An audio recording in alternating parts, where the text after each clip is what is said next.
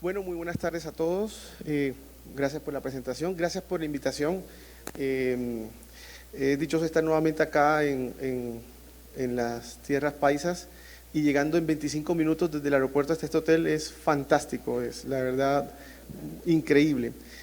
A continuación vamos a hablar acerca de algunas herramientas que puedan de pronto ayudarles en cuanto a la interpretación, más no en la lectura como tal, que pienso que pueden ser importantes a la hora de establecer funcionalidad, pero adicionalmente también a la hora de poder establecer qué tan viable y confiable es la prueba.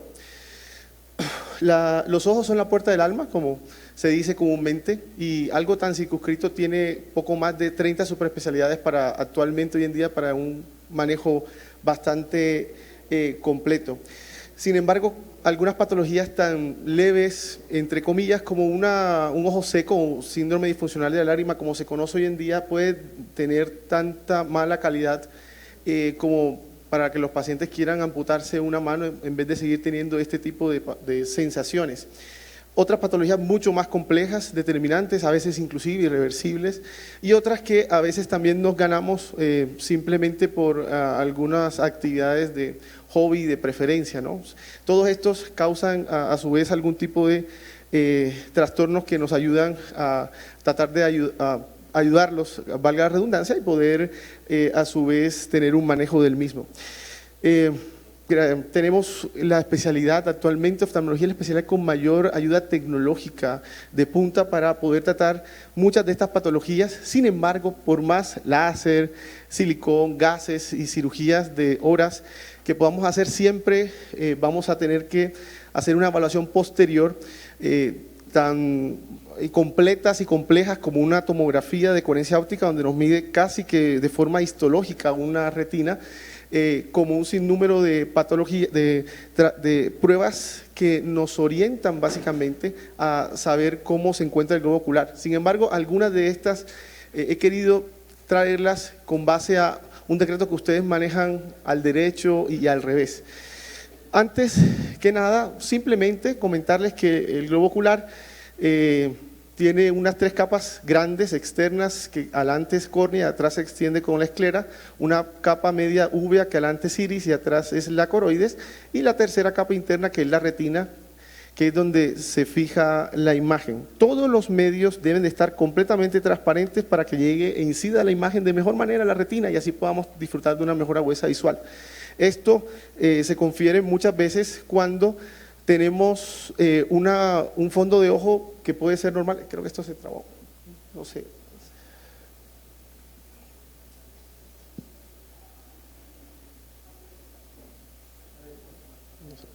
¿Me ayudan, por favor? Vamos a ver si...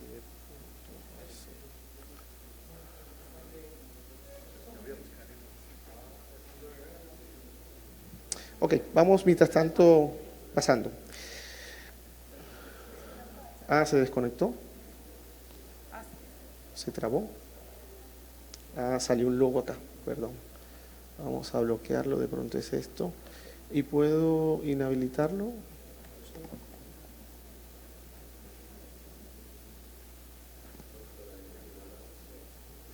Muy amable. Vamos a ver si aquí ya puedo. ¿Sí era eso? Perfecto. Este es un fondo de ojo, disculpe, este es un fondo de ojo con una papila bastante sana, el punto de máxima visión, y esta área es la área de mejor visión, ¿sí? Que está dentro de las arcadas vasculares. Esta es la que muchas veces medimos nosotros con un campo visual. Y precisamente a eso vamos. La campimetría, la perimetría clínica es eso, ¿no? Una evaluación básicamente de trastornos funcionales en cuanto a su campo, a la perimetría. Esta lo que nos dice básicamente es cómo están los fotorreceptores en estos puntos y a su vez una connotación de cómo el paciente puede estar viendo en su término general. Se conoce el campo visual como una colina de visión, donde si hacemos una homologación, el punto de mayor fijación es precisamente la fovea, y acá hay un punto muerto neutro que es el nervio. El nervio es un sitio donde los haces de todas las fibras nerviosas que se recoge de la retina es transportado hacia la corteza visual en el occipito. Al final, No es de pronto el objetivo hoy decirles que un campo visual tiene 91 grados atemporal, 75 inferior, 65 nasal. Acá básicamente lo más importante es que hay dos connotaciones importantes que quiero comenzar a dar desde ya. Uno que es que nosotros vemos que es cantidad visual y otro que es calidad visual. La cantidad visual nosotros la obtenemos con un 100, 20/20, 20/30 y es básicamente la agudeza visual mejor corregida. Pero dentro de la visión binocular tenemos la otra parte, en la gran mayoría de los casos, algo que se llama calidad visual. Y la calidad visual tiene otras connotaciones como estereopsis, como definición del color, como ojo, dominancia del mismo, dependiendo. Ahora, ¿qué aplicaciones tiene el campo visual?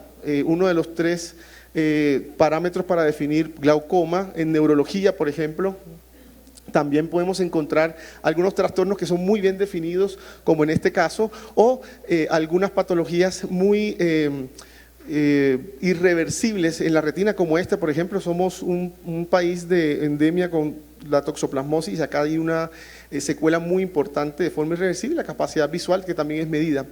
La perimetría es de dos tipos, una que es cinética y otra estática. Nosotros utilizamos la estática y es básicamente una perimetría que nos permite poder identificar algunos patrones, por ejemplo, de reversibilidad, mayor control y deficiencias de lo que antes teníamos con la parte de la perimetría cinética, que no teníamos forma de poder corroborar cómo estaban los resultados. Desde antes, con los campos de confrontación, donde nosotros no sabíamos quién era el que estaba examinando a quién,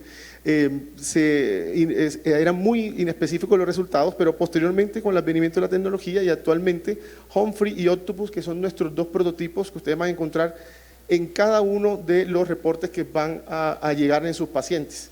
Cada uno con unas ventajas, otro con otras, sin embargo también tienen limitaciones y no hay una diferencia estadísticamente significativa entre la calidad de ambos, por eso los dos están avalados para este tipo de estudios. La perimetría actualmente consta de un aparato donde básicamente la persona está incluida en él para poder manejar la luz que ustedes pueden apreciar en la parte interna, con un oclusor en un ojo como se aplica acá. El paciente tiene dos estímulos, uno luminoso y otro auditivo, ¿sí? Pero este tipo de perimetrías hoy por hoy nos permiten ser estudios más cuantificables, sensibles y ante todo esto, la confiabilidad de los resultados, que vamos a ver más adelante en los parámetros. Esta es una hoja de reporte del Octopus y esta es la del Humphrey. Y los dos, como lo pueden ver, tienen los mismos aspectos a tener en cuenta. Pero, ¿cómo vamos a enfocar cuando tengamos una hoja de estas? Que es lo realmente importante en cada uno de estos parámetros. El primero, identificar cuáles son los distintos parámetros y datos de tanto del paciente como del estudio. Creo que es lo más importante y donde vamos a ahondar. Luego, una observación general, posteriormente unos defectos estadísticos y por último unos resultados que nos arroja. Siempre vamos a estar con estas dos hojitas para ir haciendo un seguimiento del mismo. Entonces, inicialmente en ambas vamos a tener los mismos parámetros, las gráficas, algo estadístico y por último los resultados confiables. Entonces, inicialmente la parte de identificación es lo primero que tenemos que hacer, siempre verificar puntos importantes, fecha de nacimiento. El aparato coloca la edad y la edad es algo importantísimo porque con base a eso se hace la normativa.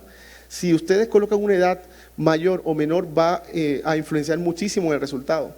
Adicionalmente es importante también tener en cuenta el ojo, el programa que se hace y por último esto que es de suma importancia y son los falsos positivos y falsos negativos. Tenemos formas con esto desde acá de saber si seguimos leyendo el estudio o definitivamente no le prestamos atención. Y es básicamente porque tenemos unos programas tanto en el Octopus como en el Humphrey que se van a referenciar básicamente por el número de grados. Y aquí quiero comentarles algo. En lo que a ustedes atañe, básicamente pienso que el 32 son unos grados muy importantes, sin embargo, pienso como a ustedes acá les traigo básicamente que los grados de identificación de la evaluación de las perimetrías deben ser corroboradas con lo que quieren ustedes de pronto evaluar. En este caso la función visual, como lo pueden apreciar, adicionalmente las exploraciones de baja visión o exámenes neurológicos están siempre con grados mayores, 70, 90, 80. Y es esto lo que nos puede dar a nosotros una mayor idea o una información más general de cuánto debemos hacer de examen o de registro de la campimetría en lo que la patología atañe a su paciente. Esto es algo muy dinámico, pero es muy bueno tener esto en cuenta porque el 20-30 normalmente se utiliza muchísimo para glaucoma. Y el 32, que es el que siempre se utiliza para este tipo de trastornos, nos puede dar una información un poco limitada. Lo que les comentaba de los falsos positivos. Falso positivo, el paciente hunde el interruptor cuando hay una señal, cuando realmente no hay ninguna señal y la hunde. Ese es un falso positivo. Y el falso negativo, que es el que más acarrea importancia acá, es aquella cuando el paciente no hunde un estímulo cuando anteriormente ya lo hundió y efectivamente era positivo. Este es el que realmente le resta bastante al estudio, por eso falsos negativos que estén 20, algunos son más laxos hasta el 30, pero mayor de 20% de esto es de suma importancia que comiencen a tener ojo crítico en cuanto al resultado. Volvemos a lo mismo, acá básicamente en la gráfica de colores tenemos el punto ciego. Este punto ciego es el del nervio, como habíamos hablado anteriormente, él no va a tener recepción acá de estímulos. Posteriormente, este mismo, acá en el octopus se llama gráfica de colores, acá escala de grises y acá unos valores crudos. Son básicamente los datos del paciente que arroja en el estudio, sin más ni más. Estos resultados vamos a estar llevándolos con esta, que es una hoja de un paciente para ir llevando los valores como tal. Acá podemos apreciar cómo hay un escotoma. En esta área hay áreas que ni siquiera fueron censadas, de entrada no hay ningún tipo de valor. Estos valores son diferentes a los otros, estos valores nos dicen a nosotros, por ejemplo, que la sensibilidad de esta retina es muy mínima, está casi igual a esta, estuvo a 1 decibelios, que es la medida de también aparecer en negro. Si seguimos, posteriormente vamos a encontrar esta tabla, que son una tabla llamada mapa de comparación, y acá es donde tiene realmente el uso el campímetro. El campímetro es muy inteligente y lo que hace es hacer una comparación y una relación con los resultados que fueron obtenidos de ese paciente contra la normativa que ya previamente se ha estipulado en este caso. ¿Sí? Y les dice que tuvo que hacer más o menos estímulos. Acá en la corregida es una depuración de esta gráfica a la otra, donde les quita opacidades posibles en los medios que mostramos inicialmente en el globo ocular. Es decir, cuando se le quitan los medios de la córnea o de cataratas, por ejemplo, que también pueden disminuir la sensibilidad, en esta gráfica esto las depura. Y la colocación de cada uno de estos puntos, que tengo entendido son los puntos que también tienen muy en cuenta a la hora de calificación, son colocados de menor a mayor, no importa que sean mayores de 10 en este caso, a diferencia de los valores que ustedes utilizan. Normalmente cada uno de los puntos es colocado desde el menor hasta el mayor en una secuencia que va haciendo una línea, y esta línea o defecto de Bevi nos dice a nosotros que lo que se salga del 5 al 95% es algo que efectivamente hay trastornos como tal. Esta curva puede estar normal, en un campo visual normal, levemente disminuido, pero manejando un mismo patrón. Hay que ver si el paciente tiene una pupila pequeña, si efectivamente la catarata está teniendo injerencia o no, o otros trastornos como por ejemplo un glaucoma leve, un defecto focal como en este caso, o una mayor progresión nos habla de más glaucomas. Y por último, estos son unos mapas de probabilidades y es básicamente una correlación de estas con cada uno de sus probabilidades, donde nos dice básicamente con unos cuadritos que es un poco más amigable ver en últimas, y esta siendo la gráfica más importante, es precisamente con las probabilidades que tienen de estar lejos o cerca de una normativa. Aquí en este caso, por ejemplo, posteriormente nos vamos a unos índices globales. Octopus y Humphrey tienen en ambos los mismos índices, perdón, tienen diferentes índices por ser software diferentes, pero hay una cosa que sí las tienen que tener ambas, y es la desviación media, y esto es lo único que quiero que miren del estudio básicamente. La desviación media, la sensibilidad media es de todos los valores, lo que se diferencia, este es el valor normal, y de todos los valores del paciente hacen una línea media, y esta es la sensibilidad media. Ahora, esa desviación es definitivamente la diferencia entre lo normal y la sensibilidad media, va de menos 2 a 2. Pero es tan importante que actualmente hace parte de los criterios de HODAC para el diagnóstico de glaucoma. Por eso es importante que en la medida en que se vaya alejando del 2, hay mayor posibilidad de incidencia de tener el paciente glaucoma. ¿Y por qué les explico parte del glaucoma? Principalmente los daños que se pueden presentar aunque es mucho más fácil poder presentarlos de esta manera, y es porque una vez ustedes identifiquen los daños de glaucoma, van a poder también diferenciarlos con otros trastornos. Por ejemplo, estos escotomas que son superiores, que hablan básicamente de dónde puede estar el defecto y se pinta acá en este caso, o glaucomas con escalones nasales, la diferencia del rafe medio superior con el inferior, o por ejemplo una mancha ciega que se va alargando en el deseidelo a la contracción, donde se comienzan a reunir cada uno por ellos. Aquí un ejemplo, por ejemplo, donde podemos apreciar que acá no hay valores importantes, acá se sale un poquito en la curva y acá hay unos puntitos que están unos juntos, otros están como dispersos. No hay un patrón típico de glaucoma y miren que la desviación media está en 2.8, está muy cerca de la normativa, por lo que este paciente definitivamente no tiene, a diferencia de este. Hay ya se marca acá un patrón donde hay unas formas de arco y hay muchos puntos seguidos. Este es otro tip que me gustaría dejarles. Normalmente los puntos de sensibilidades iguales nos van a definir a nosotros que efectivamente ese defecto es de preocupación. ¿Sí? Cuando tenemos 3, 4 puntos con la misma sensibilidad, como en este caso de P-0.5, pasa eso. Y si ven la desviación media, 20, está muy alejada. Por ende, es muy importante con estos simplemente datos poder identificar el patrón que estamos teniendo en cuenta. Ahora, en este caso, en el caso de cuando hayan daños glaucomatosos, también se tiene que correlacionar con la clínica. Por eso, este defecto que se ve aquí localizado es justo el que está haciendo referencia en el campo visual. Cuando tengan un campo visual, si tienen una historia clínica, es muy importante tener detalles si ya también tiene afectado el nervio óptico.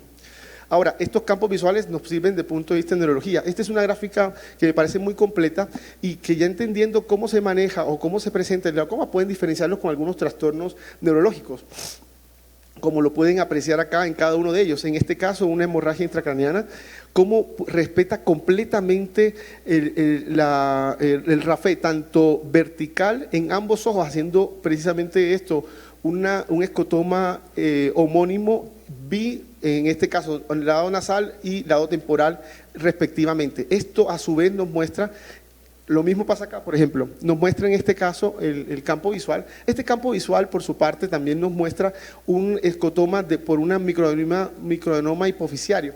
En la hipófisis, normalmente cuando crece mayor de 1 centímetro, ya afecta el quiasma y este precisamente ya se ve afectado. Como nuestras retinas ven invertidas, el campo visual afectado va a ser el superior, efectivamente. Entonces también nos sirve, pero lo que me gustaría comentarles al respecto es que este campo visual siempre va a tener una delimitación muy marcada, que no los vieron en ninguna de las otras trazos por glaucoma. Entonces nos obliga a descartar definitivamente un trastorno neurológico. Y otros trastornos que me gustaría traer, y acá básicamente a traer en cuenta, 10 grados solamente para medir la parte central y hacer seguimientos de trastornos maculares como secuelas, como en este caso. Y adicionalmente, me gustaría comentarles al respecto de esto. Este es un campo visual de un paciente que hizo el campo visual con sus anteojos, con sus gafas. Y esto es un defecto precisamente por los anillos de los anteojos. Cuando les mostraba inicialmente, estos son los equipos y acá hay unos portas. Acá hay unos portas de las refracciones de cada uno de ellos, por lo que es muy bueno que ustedes en la consulta, para poder dar un grado adicional de fiabilidad al estudio, le puedan preguntar si un paciente acude con gafas, que si les pusieron la corrección en el momento de la realización del estudio. Si no les colocaron este anillito, que es básicamente la corrección, estamos ante un estudio que también va a tener una fiabilidad un poco disminuida, dudosa. Entonces, eso también es otro aporte a la hora de ustedes poder correlacionar la fiabilidad de los estudios. Pero quiero terminar con esto. Lo que ustedes realmente aprecian con un campo 32 son 30 centímetros, y los 30 centímetros de todo el globo ocular es solamente esta área, ¿sí? Sin embargo, esta área representa el 65%, una tercera parte de todo el campo visual. Por eso tiene cierta importancia, pero es muy bueno circunscribir a los pacientes e individualizarlos para poder hacer básicamente un estudio más extenso de ustedes necesitarlo. ¿Por qué? Porque esta es solamente el área que se está haciendo el estudio. Por eso quería traérselos con este campo visual, con esta foto a color de 200 grados que ya tenemos inclusive también acá en la ciudad.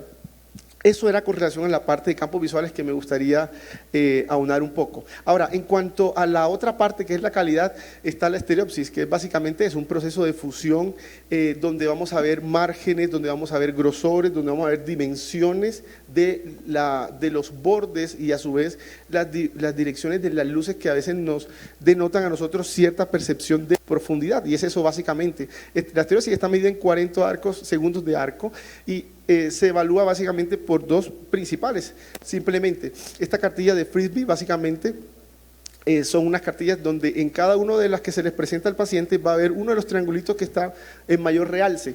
El paciente lo dice hasta la cartilla que efectivamente las tiene. Si las dice todas, tiene una buena estereopsis. Si en alguna se equivoca, detrás en el reverso está el porcentaje por segundos de arco.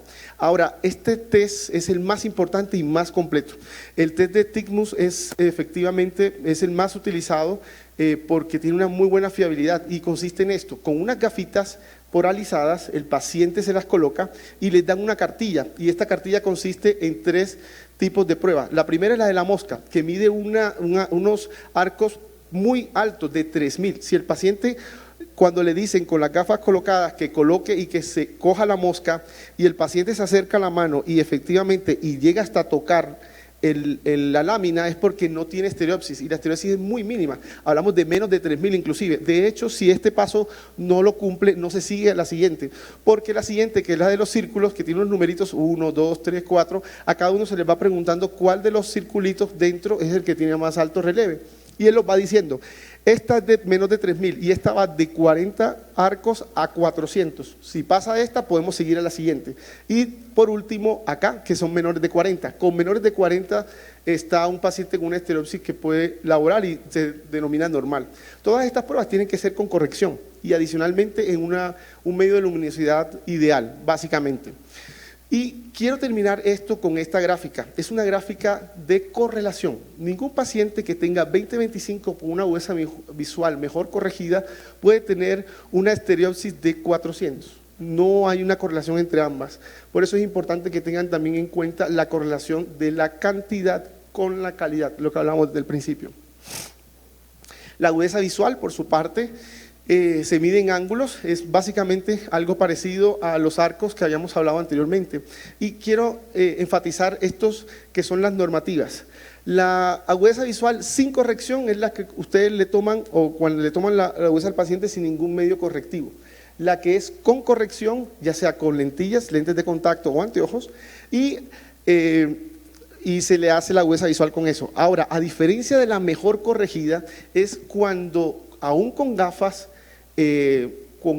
puede apreciar una agudeza visual o tener una agudeza visual mejor corregida, mayor a una nueva evaluación. Es decir, gafas que superen 6 meses o un año, dependiendo, que probablemente ya tengan no solamente una fórmula cambiada, sino que adicionalmente también el material esté vencido, son propensas a disminuir la agudeza visual y por ende no va a ser siempre la mejor corregida. Entonces es muy importante tener esa diferencia entre ambas.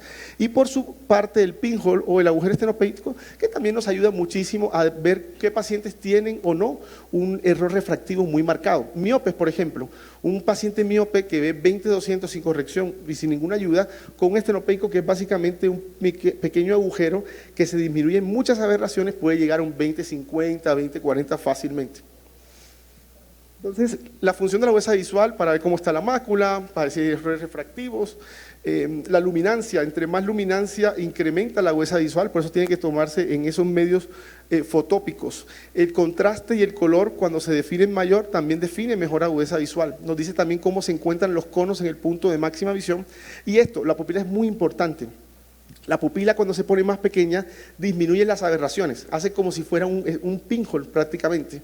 Entonces, en los medios más oscuros se va a también disminuir las aberraciones sin necesidad de utilizar gafas o anteojos. Entonces, es muy importante tener esto en cuenta. Cuando la pupila es muy grande, entra también muchísima más luz y también disminuye un poco de pronto los contrastes de los mismos. La motilidad ocular, la edad también es muy importante.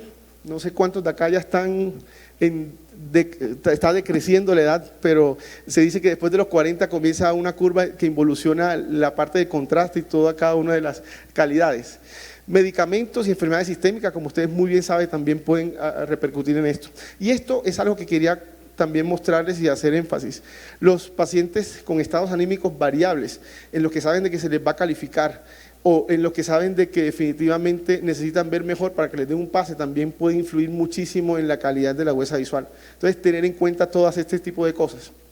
¿Con qué las anotamos? Sistema de Snell, que es el que más conocemos, 20-20 o 20-100, y es básicamente en pies. Ahora, ¿qué es un 20-20? Una persona que a 20 pies ve lo que ve normalmente una persona a 20 pies. ¿Qué es un 20-100?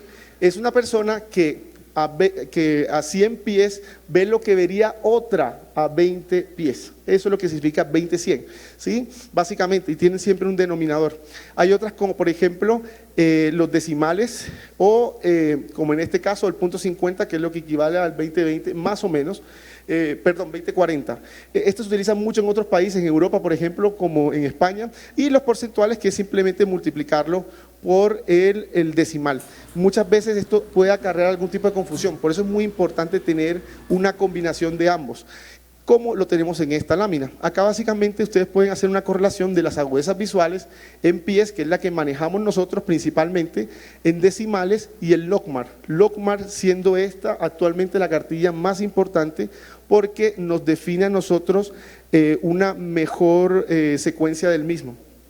Las unidades métricas que nosotros utilizamos, que son visiones de cerca, por ejemplo, las tenemos de dos tipos de unidades, unas que son métricas y unas que son Jagger. Acá está la M, donde lo normal es 0,50, de ahí hacia arriba empeora, y las Jagger, que están básicamente dadas por J y un número. En ambos es básicamente lo mismo. Esta es la cartilla que ustedes ya conocen y este es el logMAR que les estaba comentando. La diferencia entre ambas y por qué se define a logMAR como la mejor actualmente, y de hecho es la que se utiliza para estudios estadísticos, estudios multicéntricos y de alto estándar metodológico, y es básicamente porque siempre tenemos las mismas cantidades de letras. El ojo no se va acostumbrando a ver primero una y luego dos, haciendo como si aumentara la severidad o la gravedad de la evaluación. En esta ya desde entonces se va el ojo acostumbrando a tener cada una de ellas. Y hay otros prototipos, como por ejemplo los que son digitales, como pueden apreciar, tienen un contraste muy bien definido. Estos tienen real importancia, y ahí va básicamente un dato en cuanto a la agudeza visual. Cuando tienen agudezas visuales de cartilla, tienen que anotarse siempre a qué distancia la están haciendo, es de suma importancia. Estas cartillas, que son ya digitales o son pruebas, son normalmente configuradas a la distancia en que está la silla del examinador. No necesariamente tienen que estar ni a 6 metros ni a 3 metros, así que son muy actualizadas para eso. Un poco de color adicionalmente.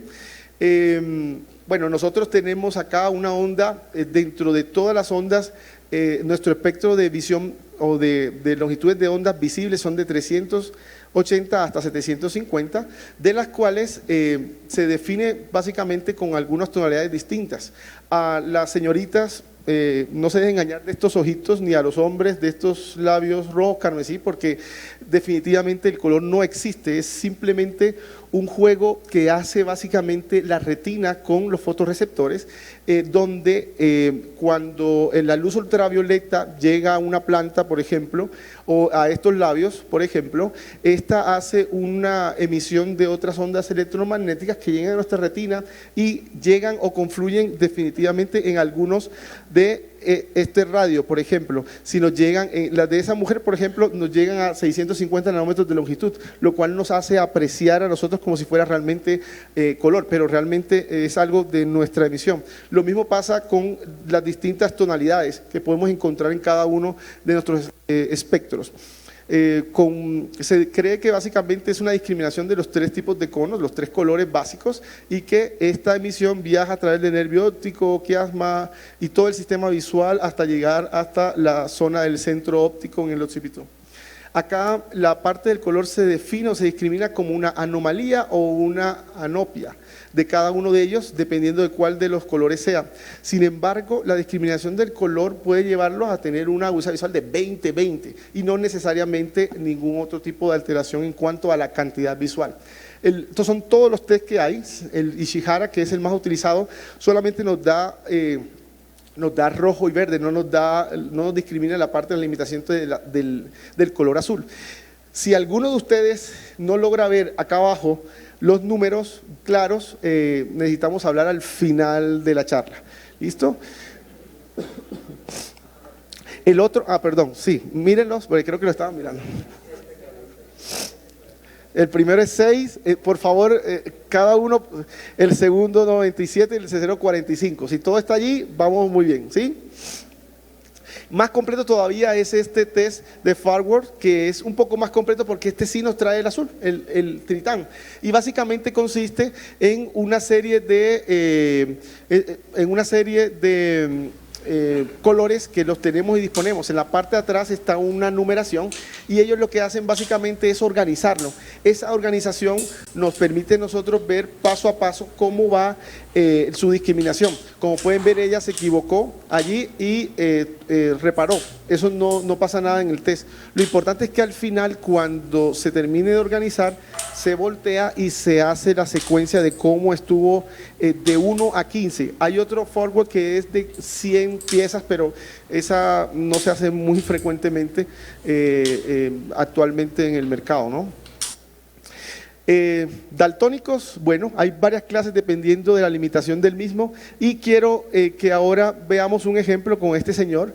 El creador de Facebook es daltónico efectivamente y por eso emitió básicamente sus colores y dijo que fuera un fondo azul porque es la forma en que él puede de pronto discriminar un poco más esa diferencia. Pero nosotros no hay mejor forma de saber cómo ve un daltónico que lo que vamos a hacer ahora. Por favor, saquen todo su celular un instante.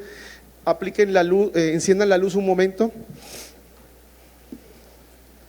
Uy, se nota que estoy seco. Encienda la luz. Ahora, van todos a tener en su celular, no tengo el mío acá, con la luz puesta sobre su ojo izquierdo. El ojo cerrado, obviamente, ¿no? Ojo cerrado, quítense las manos del ojo, solamente el ojo y abran el otro ojo. Abran el otro ojo y están viendo y se están incentivando. Solamente luces con el ojo cerrado allí. Todos.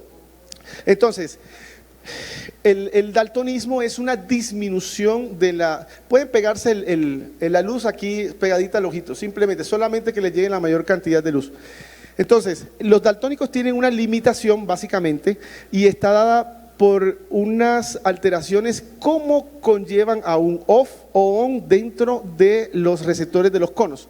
El cono azul, el cono verde y el cono rojo. En esa diferencia de esos conos es donde se va a poder delimitar como se veía acá, como ustedes están apreciando aquí, dentro de las banderas mismas con una definición donde no está el problema del rojo, el problema del verde y el problema del azul. Cada uno de ellos tiene un mejor contraste que otros, pero la idea básicamente es que en eso juegan.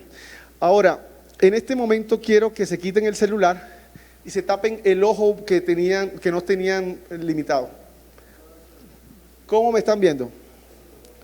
No, quítense ya el celular de los ojos. Tápense el ojo que no estaba estimulado, el ojo con que estaban viendo. No, abran solo el ojo que tenían el celular. Solo abran el ojo donde tenían el celular. Entonces, ven de que no tengo rojos o no tengo azul, es como más pálido todo, ¿no? Ahora cierren ese ojo y abran el otro. Miren cómo la diferencia, cómo ven ustedes y cómo ve un daltónico. ¿Sí? Pobrecito, ¿cierto? Pobrecito, solamente tienen dinero, pero no más, ¿no? Es... Perfecto. Uy, no me digas. Ok, la motilidad ocular también es otra, esto se va a pasar por un minuto, no se preocupen, en un minuto ya están normales. La motilidad ocular básicamente se denota con los músculos extraoculares y cada uno de ellos. ¿Sabían que el globo ocular tiene injerencia de 6 pares de los 12 pares craneales? Y esto está básicamente dado por la inervación principalmente de los músculos extraoculares. La motilidad ocular nos da visión binocular, dominancia, ambliopía y también el estereopsis. Los movimientos que son individuales, cada uno de ellos las versiones, y cuando son en conjunto se llaman vergencias. Cuando se altera uno de estos dos en el test que se le hace normalmente, el cover test, por ejemplo, que es el más utilizado para poder identificarlo, como se puede apreciar acá en el examen que se está realizando, estas vergencias, trofias y tropias salen a reducir. Sin embargo, las trofias son desviaciones que vuelven a recurrir dependiendo del ojo de dominancia, pero las tropias sí tienen realmente un cambio importante, como por ejemplo este. Y acá es otro test que me gustaría que ustedes tuvieran en cuenta y se puede hacer en su consultorio igual con el celular. Y consiste en lo siguiente: cuando ustedes vean un paciente que tiene algo de desviación, una forma de poder identificarlo es sacándose el celular y también prendiendo la luz y mostrándoselas enfrente. Cuando ustedes iluminan los ojos determinada del paciente, ustedes van a encontrar dos reflejos. Acá está uno y el reflejo debe estar efectivamente en el centro de la pupila, y el otro, miren dónde está, se sale de la pupila. Esto habla de que definitivamente se correlaciona que hay una desviación.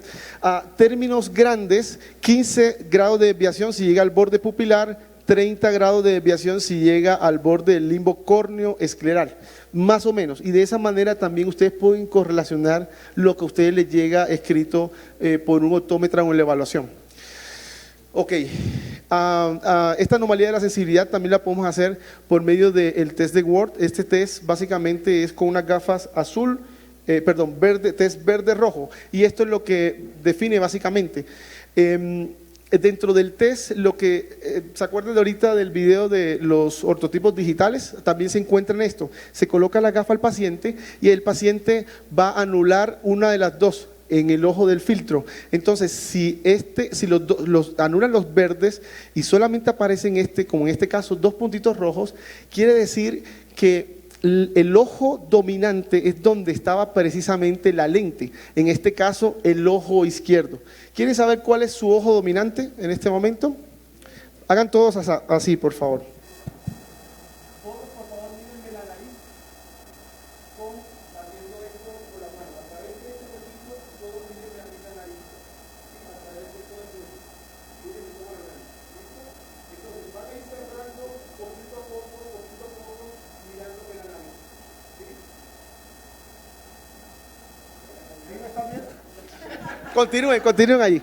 Continúen, ya vamos a terminar. Cierren cada uno hasta que me vean la nariz, ¿cierto? Ahora, les hago una pregunta. Si cierran el ojo izquierdo, ¿me siguen viendo la nariz? Manteniéndose así. Cierren el ojo izquierdo y díganme, ¿están viendo la nariz?